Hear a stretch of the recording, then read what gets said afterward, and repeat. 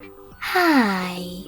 In front of me is TCL 408, and today I would like to show you how you can clean storage of this device.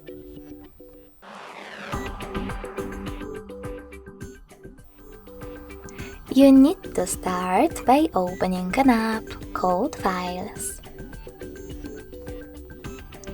Following that, select Clean section at the bottom left corner. Then select Clean under Junk Files. And lastly, click on Clear in this pop-up.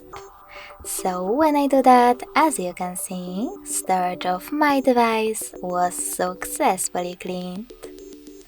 Thanks so much for watching. If you enjoyed this video, don't forget to leave a like, comment, and subscribe.